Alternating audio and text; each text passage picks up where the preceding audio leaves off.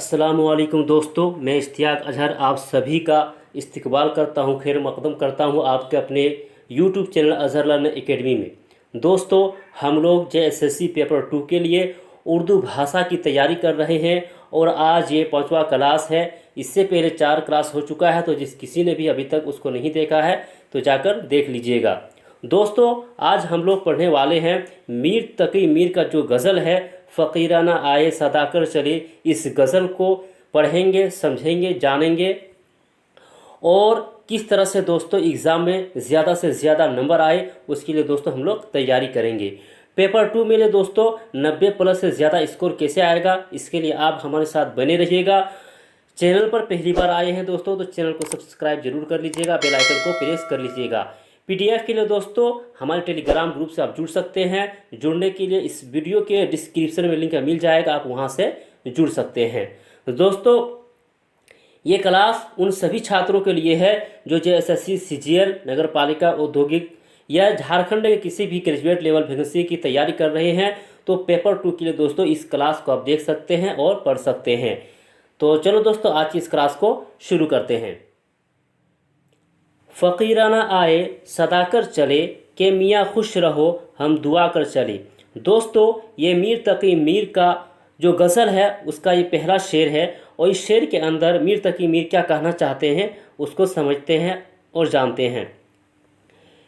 इस शेर में शायर कहते हैं कि हम इस दुनिया में एक फ़कीर की हैसियत से आए और अब हमारे वापस जाने का वक्त हो चुका है। दोस्तों, ये बात हकीकत है कि जो भी इंसान इस दुनिया के अंदर आंखें खोलता है तो उसे इस दुनिया को जो खैर आबाद कहकर जाना भी पड़ता है।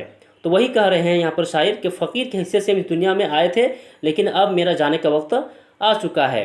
वह कहते हैं कि मियाँ तुम खुश रहो हम तुम्हारे लिए दुआ कर रहे हैं। यानी दोस्तों, मेरे बाद जो है उसके लिए वो बोल रहे हैं कि मियाँ तुम खुश रहो हम दुआ कर रहे हैं। यहाँ एक मतलब ये भी हो सकता है कि अपने महबूब को मुखातब किया है कि मैं तो इस दुनिया को छोड़कर जा रहा हूँ, लेकिन मैं तुम्हारे लिए क्या कर रहा हूँ दोस्तों, दुआ कर रहा हूँ और हमारा तो अब इस दुनिया से जाने का वक्त हो चुका है। तो दोस्तों, ये पहला जो शेर है इसका मतलब था। आगे बढ़ते हैं और जानते हैं। जो तुझ बिन ना जीने को कहते थे हम, सो इस अहद को अब वफा कर चले। अहद तो कहते हैं दोस्तों यानी ज़माना को, ठीक है। अहद का माना होता है। इस शेर का मतलब समझते हैं। इस शेर के अंदर शायर अपने महबूब से मुखातब है। किससे दोस्तों? अपने महबूब यानी जिससे मोहब्बत करता था उससे मुखातब है और बयान कर रहे हैं और कहते हैं कि हम तुमसे कहते थे कि हम तुम्हारे बगैर इस दुनिया में नहीं रह सकते, तो अब हमारे इस वादे को वफा करने का वक्त आ गया है और अब हम इस दुनिया से जा रहे हैं ताकि तुम भी देखो कि हम तुम्हारे कितने वफादार थे। यानी दोस्तों, आप जानते ही हैं कि दुनिया के अंदर जब किसी को किसी से मोहब्बत हो जाता है तो वो क्या बोलता है दोस्तों कि मैं तुम्हारे बगैर नहीं रह सकता हूँ, अगर तुम मुझे छोड़ दोगे तो मैं जान भी दे दूँगा। यहाँ पर शायर ने कहा है कि जो तुझ बिन ना जीने को कहते थे हम, ये हर कोई कहता है दोस्तों, सो इस अहद को अब वफा कर चले। यानी दोस्तों, जैसा कि मैंने तुम्हें कहा था कि मैं तुम्हारे बगैर नहीं रह सकता हूँ, खैर तुमने अगर मुझे छोड़ दिया है तो मैं ये अपने वादा को पूरा कर रहा हूँ और अब इस दुनिया को छोड़कर जा रहा हूँ। शायर का ये कहना है। आगे बढ़ते हैं। शिफा अपनी तकदीर ही में ना थी कि मकदूर तक तो दबा कर चले। इस शेर का मतलब समझते हैं। इस शेर के अंदर दोस्तों शायर इस शेर में अपनी परेशानी को बता रहा है कि अच्छा होना, शिफा होना मेरी तकदीर में ही ना थी, मैंने अच्छा होने के लिए हर दवा को आजमाया भी था। यानी दोस्तों, मैंने बीमारी के लिए, मुसीबत के लिए हर चीज़ को आजमाया, लेकिन मेरी तकदीर में ही शिफा होना नहीं लिखा था, जिसकी वजह से मुझे दोस्तों शिफा नहीं मिल पाया। आगे बढ़ते हैं। पड़े ऐसे असबाब पाया ने कार के नाचार यूं जी जला कर चले। ये दोस्तों मीर तकी मीर का देखा जाए तो दोस्तों बहुत ही अच्छा शेर है। इस शेर को पहले समझते हैं, उसके बाद में और डिटेल में बताऊंगा।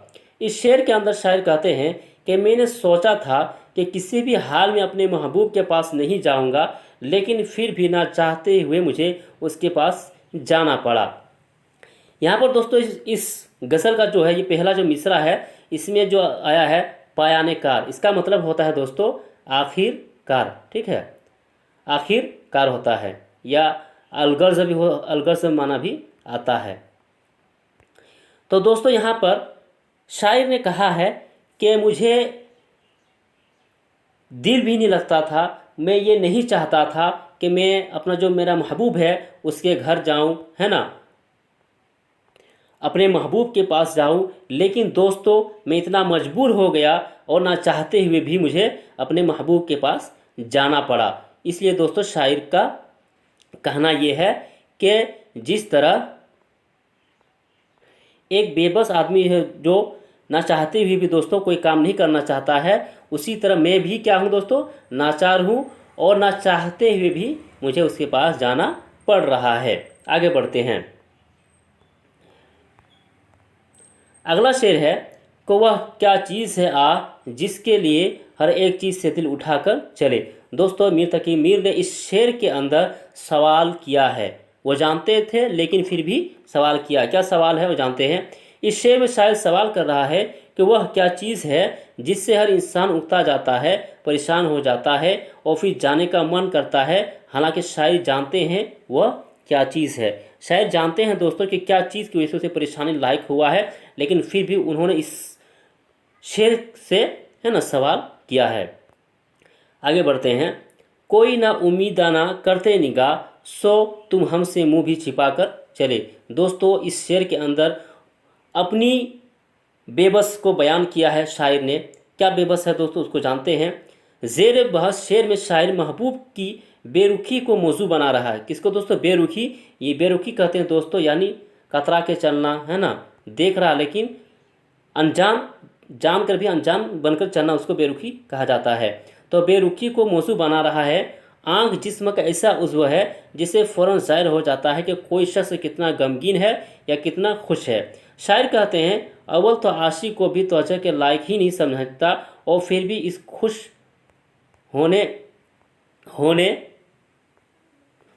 मौका भी नहीं देता।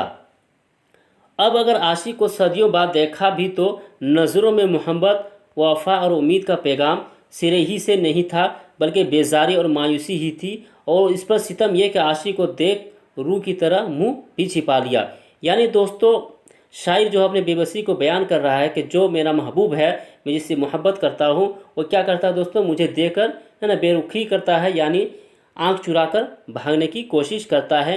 हालांकि मैं उसे बहुत ही मोहब्बत करता था और उसने मुझे इस लायक भी नहीं समझा कि वो मुझसे मोहब्बत करे।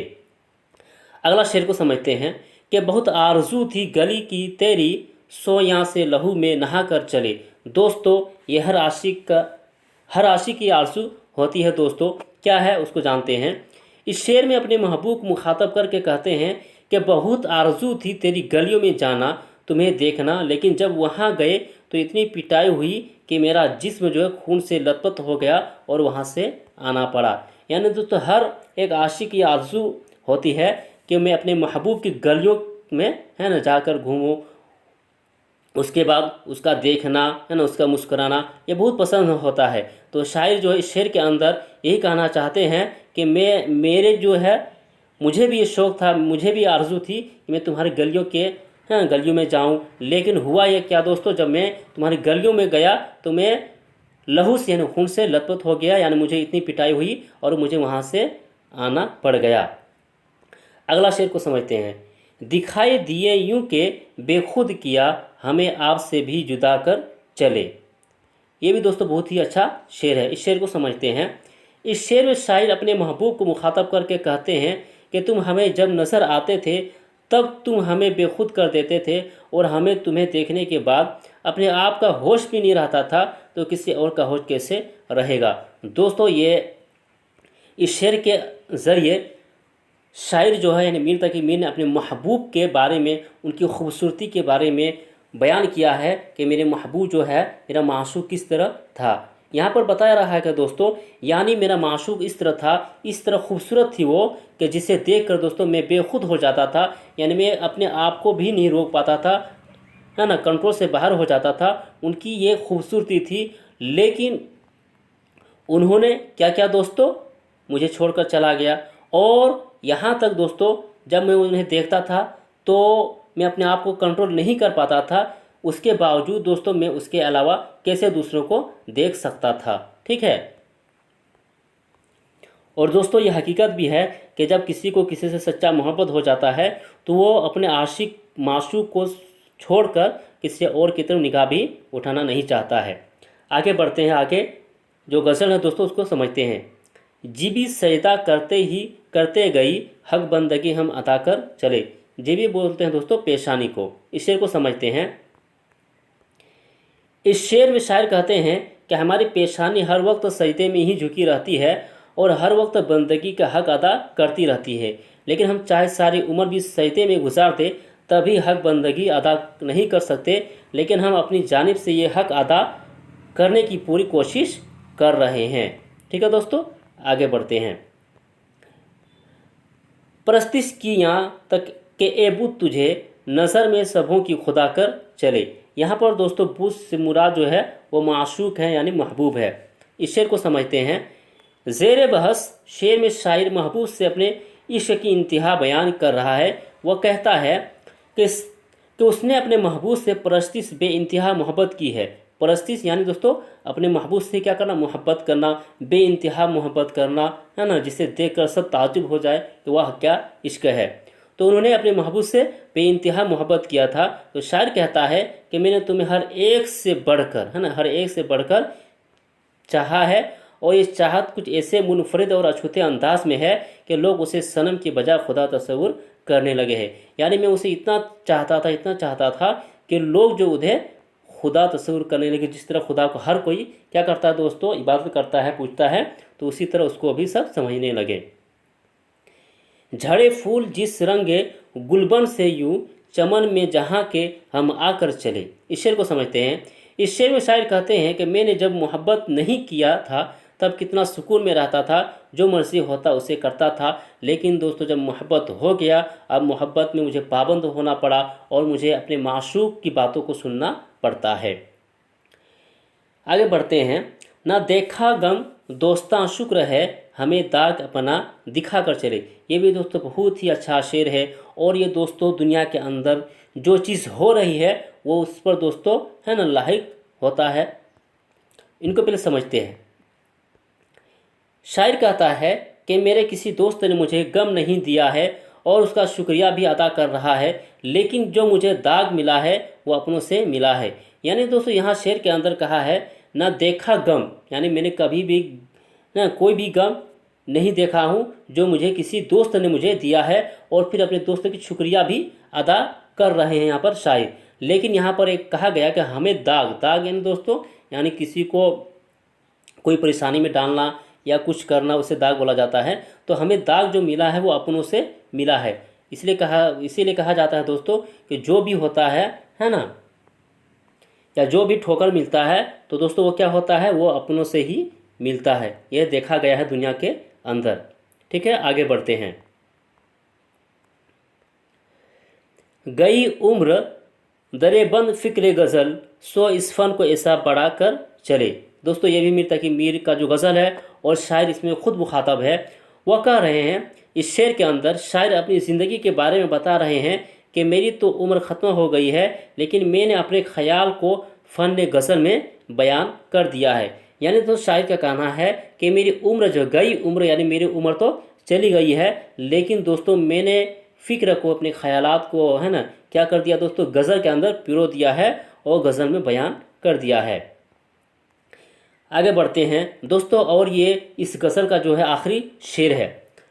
कहीं कहे क्या जो पूछे कोई हमसे मीर, कहे क्या जो पूछे कोई हमसे मीर, जहाँ में तुम आए थे क्या कर चले। इस शेर के अंदर दोस्तों मीर तकी मीर ने बहुत ही अच्छे अंदाज में बयान किया है उस चीज़ को जो कोई इस दुनिया को छोड़कर चला जाता है या कोई उसे सवाल करता है तो उसे जवाब देने में कितनी कठिनाई होती है, उस चीज़ को इस शेर के ज़रिए मीर तकी मीर ने बयान किया है। इस शेर में शायर खुद से मुखातब है और कहते हैं कि मीर, अगर कोई हमसे पूछे कि तुम इस जहां में आए थे, ठीक है, इस दुनिया में आए थे और अब तुम यहाँ से जा रहे हो, तो तुमने इस दौरान इस दुनिया में क्या काम किया, तो हम उसे क्या जवाब देंगे? हमने तो अपनी पूरी हयात में कोई काबिल ज़िक्र काम ही नहीं किया है। इस शेर के ज़रिए दोस्तों मीर तकी मीर ने इस गज़ल को ख़त्म किया है। दोस्तों यहाँ पर आप देख सकते हैं कि यहाँ पर मीर है ना जो लफ्ज़ इस्तेमाल किया है, इसी को गज़ल में क्या कहा जाता है दोस्तों? इसे मक़ता कहा जाता है। क्या कहा जाता है? मक़ता, जिसके अंदर शेर अपना तख़ल्लुस इस्तेमाल करे उसे मक़ता कहते हैं। ठीक है, तो दोस्तों ये था मीर तकी मीर का गज़ल। इसको आज हम लोगों ने पढ़ लिया, जान लिया मीर तकी मीर के हालात ज़िंदगी, उन्होंने उर्दू के अंदर क्या कारनामा अंजाम दिया है दोस्तों, उनको हम लोग जानेंगे, समझेंगे नेक्स्ट वीडियो में। फिर दोस्तों हम लोग मिलते हैं। लेकिन दोस्तों मैं एक चीज़ बता दूं कि आप वीडियो को लाइक जो है ज़रूर कर दीजिएगा और दोस्तों कमेंट ज़रूर कीजिएगा। ठीक है, जो भी आपको दिक्कत है या आप जो भी समझ नहीं पा रहे हैं उसको कमेंट कीजिएगा और वीडियो को दोस्तों लास्ट में शेयर ज़रूर कर दीजिएगा अपने दोस्तों तक। ठीक है, फिर हम लोग मिलते हैं नेक्स्ट क्लास में। तब तक के लिए खुदा हाफिज़।